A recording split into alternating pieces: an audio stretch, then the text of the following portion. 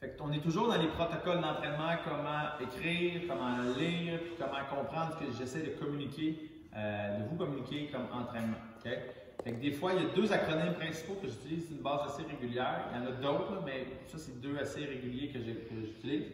Il y a IMOM, c'est des acronymes anglophones. Fait que là, il va falloir que je vous enseigne l'anglais.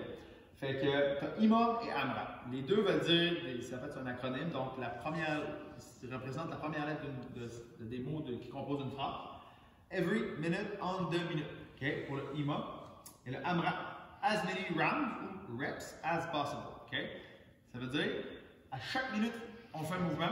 Ça ici, ça veut dire, pendant un certain nombre de temps, il faut cumuler le plus de répétitions ou le plus de séries possible. Okay? Alors là, je donne un exemple.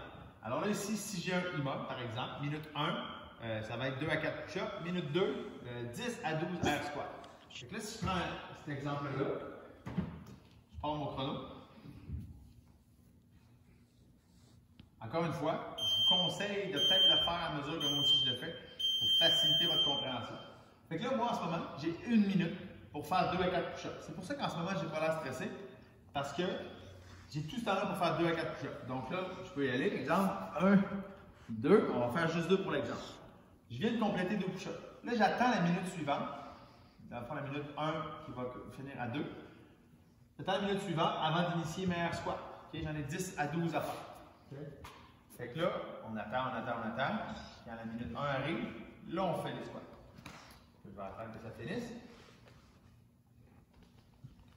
Là, il y a plein de façons de modifier ça. Et là, j'ai mis 2 mouvements pour 8 minutes. Ça répète un mouvement pendant 8 minutes. À chaque minute, je répète. J'aurais pu mettre 4 mouvements pour 20 minutes, par exemple. Okay? Dans 10 secondes, je vais me retrouver à faire le mouvement à la minute 2. Donc 10 air squat, 10 à 2. Okay? 4, 3, 2, 1. Boum. Donc là, je fais mes air squats. Une fois, 2 fois,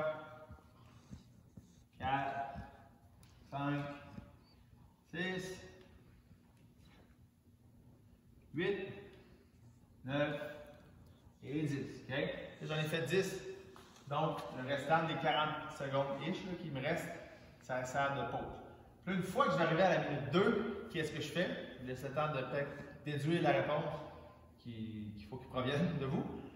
Mais une fois que j'ai complété ça, j'attends que l'autre minute commence. Puis, quand l'autre minute commence, là, je vais faire mes 2 à 4 push-ups. Alors, cette séquence-là, je la répète en continu pour 8 minutes.